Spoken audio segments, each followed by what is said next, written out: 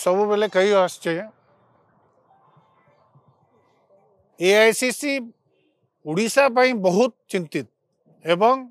बहुत समय नौछि ता कारण हला ये थर गोटे एमती कार्यकर्ता बा लीडर को देबे जे उड़ीसा को भल भाव रे कर्मी मान को नहीं कर चलै पारिबो एवं राज्य लोक जनसाधारण ताको ग्रहण करिवे एवं आगामी दिन मान करे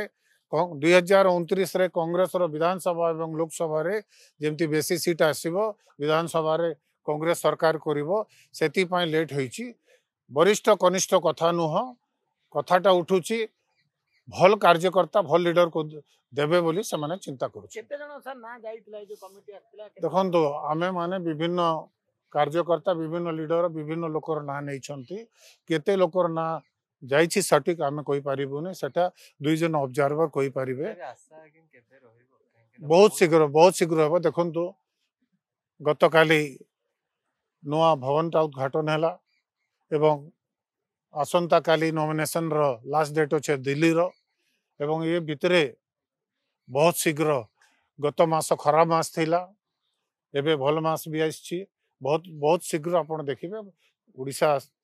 कार्यकर्ता माने कांग्रेस और कार्यकर्ता माने प्रदेश कांग्रेस कमिटी नुआ सभापति शीघ्र पाइबे।